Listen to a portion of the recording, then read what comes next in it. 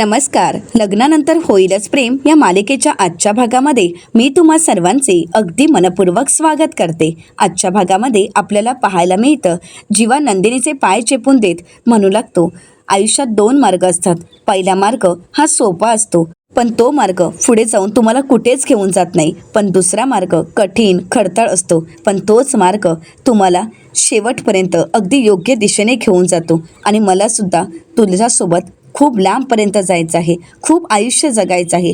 तुझ्यासोबत adventure sport खेळायचे आहेत. आकाशात, पाण्याखाली, ॲमेझॉनच्या हिरव्यागार जंगलात, सोनेरी वाळवंटात, राखाडी धुक्यात आणि तुझ्या आवडत्या कोकणातील धुवाधार पावसात. तुझा हात धरून फिरायचा आहे. तुझा हात धरून खूप आठवणी आयुष्यभरासाठी साठवायच्या आहेत. परंतु हे करत असताना आपल्या दोघांपैकी कोणीही तब्येतीमुळे मागे राहायला नको आहे, आणि मी तुला कधीच मागे राहू देणार नाही. खरं तर नंदिनी, मला तुझ्यासोबत हेल्दी म्हातारं व्हायचं आहे. छान म्हातारपण एन्जॉय करायचं आहे. म्हातारपणी आपण एका बागेत जाऊन बसू. त्या म्हातारपणी आपण एका खुर्चीवर बसलेली असू, आणि तेव्हाच या गोड आठवणी आपल्या सोबत असतील. या आठवणी आपल्या लक्षात राहतील, आणि आपण त्या गोड आठवणी कायम आपल्यासोबत ठेवू. आणि मला सांग, चांगल्या मार्गाने वजन कमी करणं हे सुद्धा एक प्रकारचं प्रेमच आहे ना? आपल्या पार्टनरवर असणारं प्रेम, आणि ते मी करतोय. आणि ते करण्यासाठी मी वाटेल ते करेन. आणि तुला तर माहीतच आहे, शहाणपणाने जग जिंकता येते, पण प्रेमाच्या दुनियेत वेडेपणाच लागतो. असं म्हणत आता जीवा नंदिनीकडे पाहतो, तिच्या डोक्यावर किस करतो आणि म्हणतो, गुड नाईट. चकाचक बाई. नंदिनी मात्र शांत झोपी गेलेली असते. ती खूप दमलेली असते, आणि या दमलेल्या नंदिनीकडे पाहून जीवालाही खूप वाईट वाटत असतं. परंतु नंदिनीच्या उज्ज्वल भविष्यासाठी जीवाचे हे सगळे प्रयत्न चालू असतात. तर दुसरीकडे पाहायला मिळतं की आता काव्य रूममध्ये येते, तर तिथे पार्थ नसतो. काव्य म्हणते, हे कुठे गेले देशमुख? परंतु त्याचवेळी पार्थ काव्याच्या मागून येतो, तिच्या डोळ्यावर हात ठेवतो, तिचे डोळे बंद करतो. तर काव्य मात्र पार्थला ओळखते आणि म्हणू लागते, देशमुख, माझाच परफ्यूम हाताला लावलाय आणि माझेच डोळे बंद करताय का? मी बरोबर ओळखलं आहे, तुम्हीच आहात. तर पार्थ म्हणतो की हो, सरप्राईज आहे तुमच्यासाठी. तर काव्य म्हणते, सरप्राईज? तर पार्थ म्हणतो, हो, सरप्राईज. असं म्हणत पार्थने आणलेला सरप्राईज तो काव्याला दाखवतो. काव्याची फेवरेट असणारी रेड वेल्वेट पेस्ट्रीज आता पार्थने आणलेली असते. काव्य म्हणते, रेड वेल्वेट पेस्ट्रीज? आणि ती आता? तर पार्थ म्हणतो की हो, आज तुम्ही खरंच कमाल केली आहे. एवढी छान गाडी चालवली, मग त्याचं सेलिब्रेशन नको का व्हायला?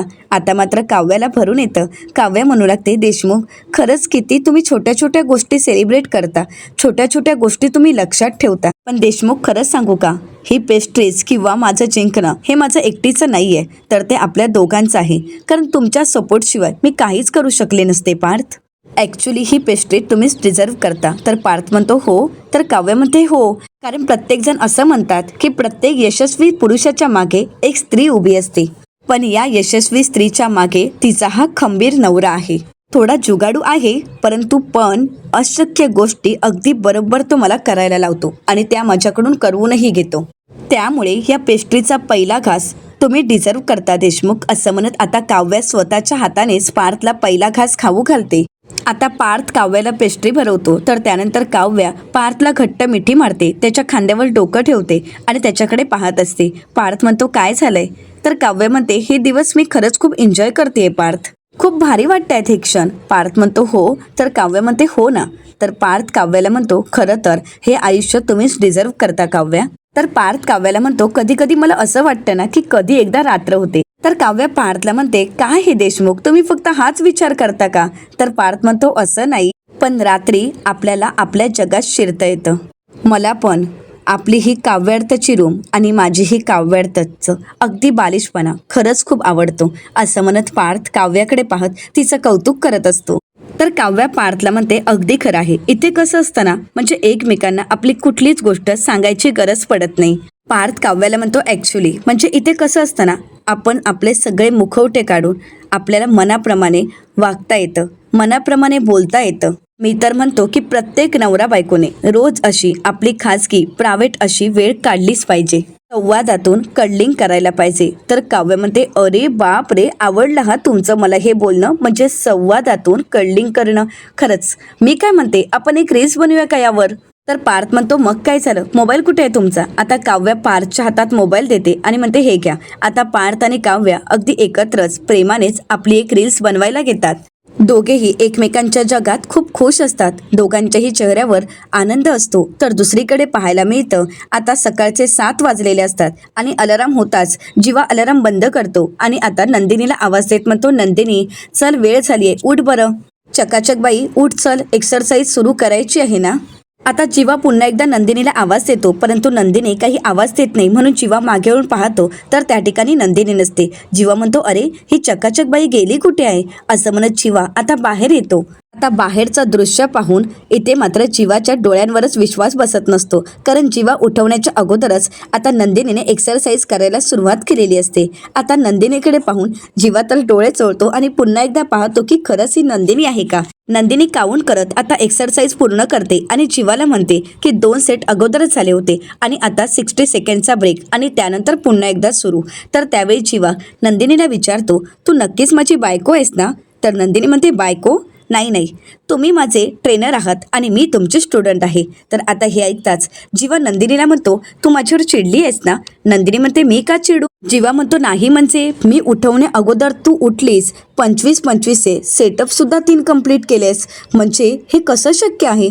तर नंदिनी म्हणते, का शक्य नाही, कोणीतरी रात्री मला झोपेतून जागं केलं आणि म्हणालं की तुझ्यासोबत मला हेल्दी म्हातारं व्हायचं आहे, तुझ्यासोबत म्हातारपण एन्जॉय करायचं आहे, बरोबर ना. तर जीवा आता नंदिनीला विचारतो, तू सगळं ऐकलंयस. नंदिनी म्हणते, मध्यरात्री तुमचा मंद झालेला श्वास सुद्धा मला कळतो. कारण नंदिनी बोलून दाखवत नाही तर करून दाखवते, असं म्हणत नंदिनी अगदी आनंदानेच एक्सरसाइज करत असते. तिने हे सगळं काही स्वीकारलेलं असतं. तर जीवा म्हणतो, पण काही म्हणा हा, या लुकमध्ये माझी चकाचक बाई खरंच खूप छान दिसते, असं म्हणत तिच्या गालावरून हात फिरवतो. नंदिनी म्हणते, काय चाललंय, तुम्ही माझे ट्रेनर आहात आणि मी तुमचे स्टुडंट आणि तरीसुद्धा तुम्ही असे वागताय का, सांगू का मी माझ्या नवऱ्याला. तर त्याचवेळी त्या ठिकाणी काव्य आणि पार्थ येतात. काव्य तर नंदिनीकडे पाहून एवढी खुश होते आणि म्हणते, ताई अगं किती भारी दिसतेस तू. नंदिनी म्हणते, काहीही काय. काव्य म्हणते, अगं मी पहिल्यांदा तुला या लुकमध्ये बघते. तर पार्थही नंदिनीचं कौतुक करत म्हणतो, हो नंदिनी खरंच तुम्ही खूप छान दिसताय, म्हणजे कसं आहे ना वेगळं काहीतरी आणि तुम्हाला ते छानही दिसतंय. तर जीवा म्हणतो, हो ना मग काय, बायको कुणाची आहे. तर पार्थ म्हणतो, तुझं काय रे मध्ये, माहिती आहे अख्ख्या जगाला की ती तुझीच बायको आहे. बरं चला तुमचं चालू द्यात, आम्ही जातो लॉंग ड्राईव्हला. जीवा आता पार्थला चिडवत म्हणतो, अच्छा सकाळीच सकाळीत लॉंग ड्राईव्ह. तर पार्थ म्हणतो, नंदिनी तुमच्या नवऱ्याला जरा माझं बोलणं कळालं नाहीये वाटतं. तर जीवा म्हणतो, माहिती आहे. तर पार्थ म्हणतो, काय माहिती आहे, आम्ही गाडी शिकायला जातोय, या मॅडमना गाडी शिकवायची आहे. जीवा म्हणतो, कळलं मला. तर नंदिनी म्हणते, बरं ठीक आहे, पण तुम्ही जरा लवकर या, कारण आज रम्याला बघायला पाहुणे यायचे आहेत, मुलाकडची माणसं यायची आहेत. तर जीवा म्हणतो, अरे हां खरं आज मी विसरूनच गेलो, पण हो काही आणायचं असेल तर मला सांगा, आम्ही ते सगळं काही आणून देऊ, उगाच काही कमी पडायला नको. मुलाकडच्यांना वाटलं पाहिजे भाई काय घर आहे आणि काय खर्चे आहेत. आता काव्य म्हणते, अगदी करेक्ट. तर काव्या पुढे म्हणते, मी काय म्हणते ताई, माझा ड्रायव्हिंग क्लास लवकर संपवून मी लवकर घरी येते, मग आपण दोघींनी मिळून रम्याला तयार करायचं आहे. तर आता नंदिनी विचारते, कशाला. अगं आता ती लहान बाळ नाहीये. तर पार्थ म्हणतो, अगदी बरोबर बोलतेय नंदिनी, तुम्ही दोघंही एवढे जास्तही एक्सायटेड होऊ नका, फक्त बघण्याचा कार्यक्रम आहे, बघू आता तो विजय नक्की कोण आहे. तर दुसरीकडे पाहायला मिळतं, रम्याला पाहायला येणारे पाहुणे आता देशमुखांच्या घरी आलेले असतात. विजय मतकरी आणि त्याचे आई बाबा आता आलेले असतात. आता संपूर्ण कुटुंबियांचं देशमुख कुटुंब स्वागत करतं. तर आता इथे विक्रम म्हणू लागतात, तुम्हाला येताना ट्रॅफिकचा वगैरे काही प्रॉब्लेम तर आला नाही ना. तर विजय आणि त्याचे आई वडील म्हणतात, नाही नाही काहीच प्रॉब्लेम आला नाही. आता आशाताई सगळ्यांसाठी नाश्ता घेऊन येतात. तर विजय म्हणू लागतो, मी रम्यासाठी थांबतो, आई बाबा तुम्ही घ्या, असं म्हणत आता सर्वच जण त्यांना आग्रहाने खायला सांगतात.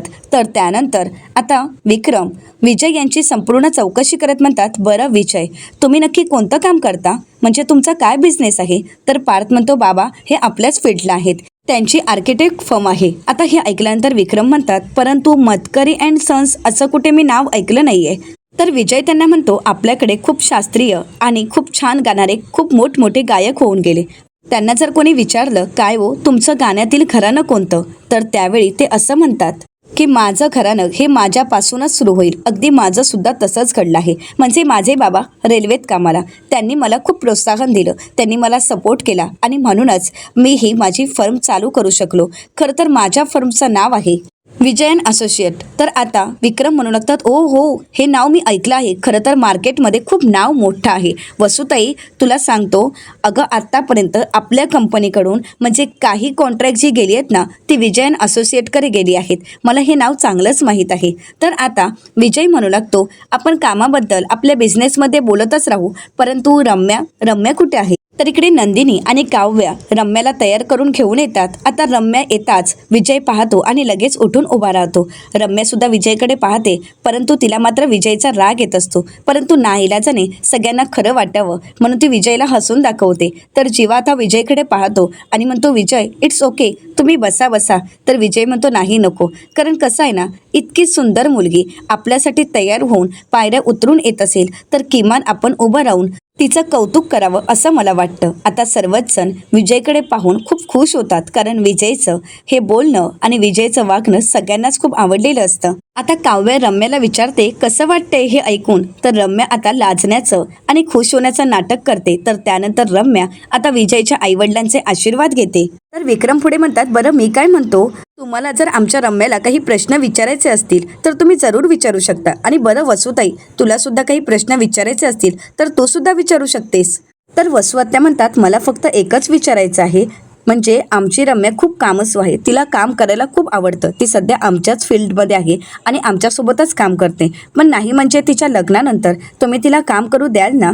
तिला काम करायची परवानगी असेल ना? तर विजयचे वडील म्हणतात, अहो परवानगी देणारे आम्ही कोण? सून जर झाली तर आम्हाला आमच्याच मुलीसारखीच असेल. आता हे ऐकून सगळ्यांनाच त्यांचं ते बोलणं खूप आवडलेलं असतं. तर विजयच्या आई म्हणू लागतात, पण रम्याला मला एक प्रश्न विचारायचा होता. आता त्यांचं हे कठोर बोलणं ऐकून सर्वच जण घाबरतात. वसुआत्या विचारतात, काय? तर आता विजयची आई अगदी आनंदानेच म्हणते, काही नाही ग रम्या, मला फक्त इतकंच विचारायचं होतं की माझ्या मुलाला खुश ठेवशील ना? त्याला आनंदात ठेवशील ना? आता हा प्रश्न ऐकून सर्वच जण हसू लागतात आणि रम्या लाजू लागते. तर त्यानंतर मिथुन काका म्हणतात, रम्या, विजय, तुम्ही एकमेकांना वेळ द्या. तुम्हाला जर एकमेकांना काही विचारायचं असेल तर विचारा, जा तुम्ही वरती जा. असं म्हणत आता रम्याला मिथुन काका विजयला तिच्या रूममध्ये घेऊन जायला सांगत असतात. आता रम्या सगळ्यांकडे पाहते. तर जीवा म्हणतो, काका अगदी करेक्ट बोलतोय, तुम्ही जा ना, तुम्ही रूममध्ये जाऊन बोलू शकता, काहीच हरकत नाही. तर नंदिनी म्हणते, तो वेळ काय? रम्या विजयला देतच असते, कारण ती फोनवर बोलतच असते. तर काव्य म्हणते, रम्या मी काय म्हणते, आमची रूम इथेच आहे ना खाली, मग तुम्ही इथेच बसून बोला. चला मी तुम्हाला आमची रूममध्ये घेऊन जाते. असं म्हणत काव्या स्वतःहून रम्या आणि विजयला त्यांच्या रूममध्ये घेऊन जात असते. तर मानिनीताई विक्रमला म्हणतात, खरंच छान वाटत ना दोघंही एकत्र? तर विक्रम म्हणतात, हो खरंच खूप छान वाटतायत. तर आता नंदिनी पार्थला विचारते, पार्थ तुम्हाला काय वाटतंय? तर पार्थ म्हणतो, बाहेर आल्यावरच कळेल. आता रम्या आणि विजय रूममध्ये येताच रम्याच्या समोर पार्थ आणि काव्याचा फोटो असतो. तो पाहून रम्याचा राग अनावर होतो. ती खूप चिडलेली असते, परंतु ज्यावेळी विजय तिला भानावर आणतो त्यावेळी ती रिलॅक्स होते. तर आता विजय रम्याचं कौतुक करत म्हणतो, मिसेस मतकरी खरंच खूप छान दिसताय. तर रम्या म्हणते, थँक्यू, पण खरं तर आपल्याला असं आतमध्ये येऊन म्हणजे रूममध्ये येऊन बोलायची काहीच गरज नव्हती असं मला वाटतंय, आणि मला तर तुझं उत्तर माहीतच आहे. तर विजय म्हणतो, हो हो असंच उत्तर आहे ना आपलं. तर आता रम्या म्हणते, पण मी तुला घातलेली अट तुला माहीत आहे ना, म्हणजे तुझ्या लक्षात आहे ना, म्हणजे आत्ता आपण लगेच लग्न नको करायला, म्हणजे साखरपुडा करून घेऊयात आपण, म्हणजे पुढचे 7-8 महिने तरी लग्न नको. तर आता रम्याला विजय विचारतो, शुअर आहेस ना तू? तर रम्या म्हणते की हो मी शुअर आहे. कसं आहे ना, माझ्या घरचे घाई करतील की आत्ताच लग्न वगैरे, परंतु मला थोडा वेळ हवा आहे तुझ्यासोबत घालवण्यासाठी, म्हणजे तुला जाणून घेण्यासाठी. तुझ्यासोबत खूप फिरायचं आहे, तुझ्यासोबत शॉपिंग करायची आहे आणि त्याच्यासाठी मला वेळ हवा आहे. असं म्हणत रम्या आपल्या प्रेमाच्या जाळ्यात विजयला ओढत असते. रम्या पुढे म्हणते, चौपाटीवर बसून गप्पा मारायच्या आहेत आणि खूप काही असं. आता मात्र विजय खुश होतो. रम्या विजयला म्हणते, म्हणजे लग्नानंतर प्रेम होईलच, परंतु त्याआधीची जी ओढ असते ना ती मला अनुभवायची आहे. सो मतकरी, मिसेस मतकरींना आजच्या या स्पेशल दिवसाचं हे गिफ्ट मिळेल ना? तर विजय म्हणतो, हो काहीच हरकत नाही. रम्या म्हणते, हो पण सगळ्यांना सांगताना? विजय म्हणतो, सगळ्यांना सांगताना मी सगळ्यांना सांगतोय असं सांगायला हवं, राईट? म्हणजे ही माझी इच्छा आहे असं सगळ्यांना वाटायला हवं. रम्या म्हणते, हो अगदी खरं आहे. आता दोघंही हातमिळवणी करतात. त्याचवेळी काव्या त्या ठिकाणी आलेली असते आणि काव्याला पाहताच रम्या मनाशीच म्हणते, हिने काही ऐकलं तर नसावं ना? तर काव्या म्हणते, अरे काय सगळ्या गप्पा आजच करणार आहात ना? काय चाललंय तुमचं? असू देत, तुम्हाला जर अजून गप्पा करायच्या असतील तर मग तुम्ही फोनवर करू शकता. बाहेर येताय ना तुम्ही. तर आता रम्या लाजू लागते. तर आता काव्य विजयला म्हणते, बरं जिजू, मला तुम्हाला एक विचारायचं आहे, आमची रम्या तुम्हाला आवडली आहे ना? तर आता विजय काही बोलण्या अगोदरच रम्या म्हणू लागते, चला आपण बाहेर जाऊयात. असं म्हणत ती विजयला बाहेर घेऊन येते. आता विजय आणि रम्या बाहेर येताच विक्रम म्हणतात की झाल्या का गप्पा, काही ठरलं की नाही? तर मानिनीताई म्हणतात, हो रम्या, काय मग ठरलं की नाही? एकमेकांना पसंत आहात ना? रम्या, विजय पसंत आहे ना तुला? आवडलंय की नाही मुलगा? आता मात्र रम्या शांतच होते. ती विजयकडे पाहते. तिला काय बोलावं काहीच कळत नसतं. आता रम्या थोडी लाजून दाखवते. तर जीवा म्हणू लागतो, लाजली लाजली म्हणजे फसली. ज्या अर्थी आई तुझ्या प्रश्नाचं उत्तर ती लाजून दाखवते, लाजते, याचा अर्थ तुझ्या प्रश्नाचं उत्तर मिळालं. आता असं म्हणत सर्वजण टाळ्या वाजवतात, रम्याचं कौतुक करतात. तर विजयची आई आता विजयला म्हणते, काय मग विजय, तयार आहेस ना लग्नाला? रम्या तुला आवडली आहे ना? करूयात की नको रम्याला मतकरींची सून? तर विक्रम म्हणतात, अरे वा, म्हणजे दोघंही एकमेकांना पसंत आहेत. तर नंदिनी म्हणते, मग तर कामच झालं. आता गुरुजींशी बोलून आपण लवकरच लग्नाचा आणि साखरपुड्याचा मुहूर्तही काढू शकतो. तर आता मात्र रम्याला धक्काच बसतो. तर विजय म्हणतो, नाही नाही, म्हणजे मुहूर्त काढायला काहीच हरकत नाही, पण मला रम्या पसंत आहे, पण तरीसुद्धा माझी एक अट आहे. आता मात्र सर्वजण विजयकडे पाहू लागतात. तर येणाऱ्या पुढील भागामध्ये आपल्याला पाहायला मिळतं, त्या रम्याला म्हणतात, रम्या विजय मत. परंतु त्याचवेळी रम्या थांबवते आणि म्हणू लागते, फक्त या रम्याच्या पुढे पार्थच नाव लागेल. तर त्यानंतर आता रम्या आणि विजयचा साखरपुडा असतो. आता विजय रम्याच्या हातात अंगठी घालतो. त्याचवेळी नंदिनीला त्रास होत असतो. तिला उलट्या झाल्यासारख्या वाटतात आणि म्हणूनच सर्वजण म्हणतात, नंदिनी काही होतंय का? आता नंदिनी तिथून निघून जाते. तर रम्या त्याच संधीचा फायदा घेत म्हणते, तिला बरं वाटत नाही, ती खाली येईपर्यंत आपण थांबूयात का? तर आता पार्थ म्हणतो, त्याची काही गरज नाही आहे. तर आता हे ऐकताच विजय पार्थला म्हणतो, तिच्यापेक्षा तुलाच घाई झाल्यासारखं वाटतंय. तर आता काव्या पार्थ आणि विजयकडे पाहते. आता या सगळ्यांच्या रम्याचं हे कारस्थान लक्षात येईल का, हे पाहणं अतिशय रंजक ठरणार आहे. मित्रांनो, अशाच मालिकांचे नवनवीन अपडेट पाहण्यासाठी चॅनलला नक्कीच सबस्क्राईब करा.